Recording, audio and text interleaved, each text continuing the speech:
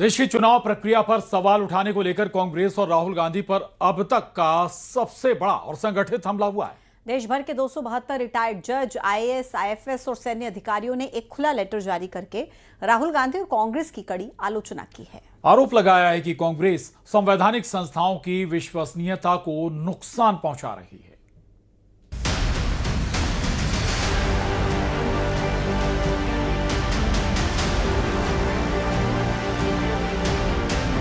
सोलह पूर्व जज, 123 रिटायर्ड ब्यूरोक्रेट्स और 133 रिटायर्ड सैन्य अधिकारियों ने एक लेटर जारी किया है, जिसका शीर्षक है संवैधानिक संस्थाओं पर हमले स्वीकार नहीं किए जाएंगे।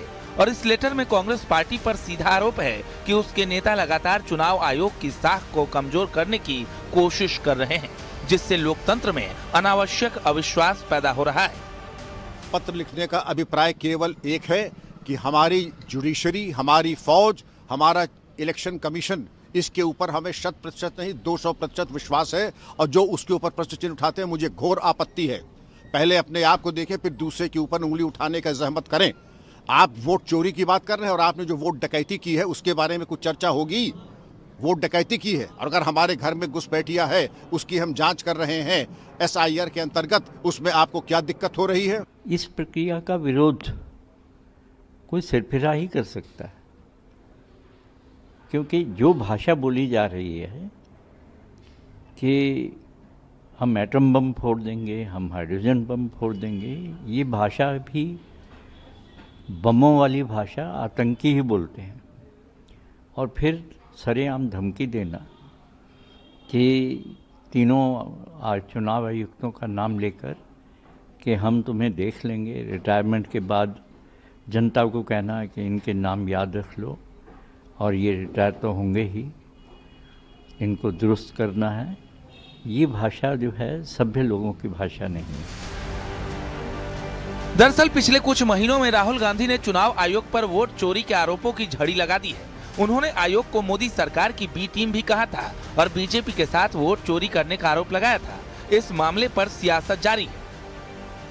140 करोड़ से ज्यादा देश के आबादी में 272 ये कौन से प्रतिष्ठित लोग हैं, मुझे तो नहीं पता कितने प्रतिष्ठित हैं, लेकिन हाँ, ये पोस्ट रिटायरमेंट बीजेपी के एम्प्लॉयमेंट एक्सचेंज में आवेदन करता जरूर लग रहे हैं।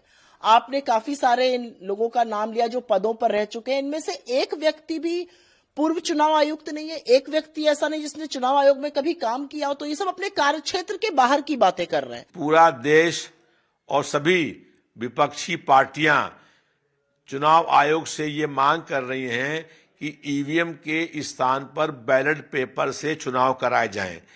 पूरे दुनिया में किसी भी कंट्री में ईवीएम से चुनाव नहीं होते हैं। Rahul Gandhi LOP leader of opposition नहीं, लीडर ऑफ प्रोपेगेंडा है, और इसीलिए भारत की संवैधानिक संस्थाओं के खिलाफ जिस प्रकार की सुपारी लेकर वो लगातार हमला बोलते हैं, और केवल देश में नहीं बल्कि विदेश में भी जाकर कभी भारत की संप्रभुता के खिलाफ, कभी मोदी और बीजेपी विरोध में कहना कि हम भारत की स्टेट के खिलाफ लड़ रहे हैं, कभी भारत के लोकतांत्रिक ढांचे और इंस्टीट्यूशंस के खिलाफ जो है झूठ उगलना। इसी तरह के आरोपों के जवाब में अब देश के पूर्व जज और नौकरशाह मैदान में उतर आए हैं। लेटर की बड़ी बातों पर नजर डालें तो उसमें लिखा गया है कि सेना, न्यायपालिका और संसद पर सवाल उठाए गए। अब चुनाव आयोग को निशाना बनाया जा रहा है। ये एक खतरनाक चलन बन गया। बेबुनियाद हमले लोकतंत्र के लिए नुकसानदायक। चुनावी हार छिपाने के लिए संस्थाओं पर हमला। जीतने पर चुनाव आयोग पर कोई आरोप नहीं लगता। फर्जी वोटर को बाहर करना सुरक्षा लोकतंत्र के लिए जरूरी। ये पहली बार नहीं जब रिटायर्ड अधिकारियों का ऐसा बड़ा समूह एक साथ किसी राजनीतिक दल के खिलाफ खुलकर सामने आया हो। इस बार पूरा हमला विपक्ष पर है। अब सवाल है कि क्या ये आरोप लोकतंत्र को मजबूत करने की कोशिश है या संस्थाओं को कमजोर करने की साजिश। Bureau report, news 18।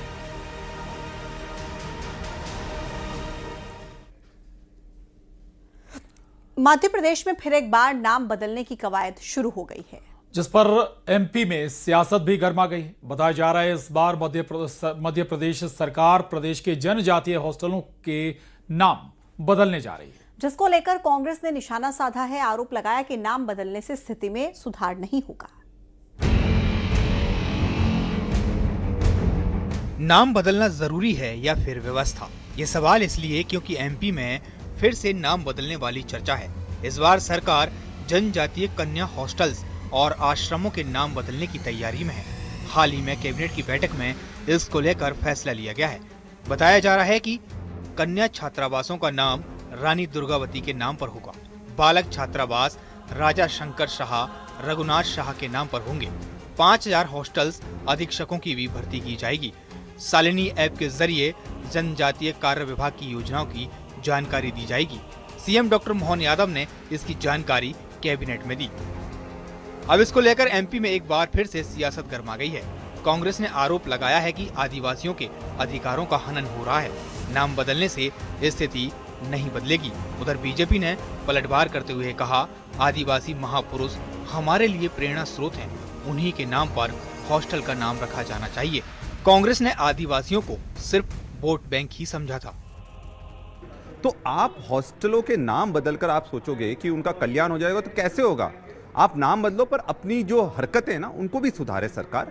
और इस तरह से नहीं चलेगा कि अब आदिवासी जाग रहा है और अगर आप उनकी जमीन खींचने की बात करेंगे, अभी अलीराजपुर में 6 किलोमीटर जमीन खाली करने के आदेश आ गए, सिंगरौली में आदेश आ गए।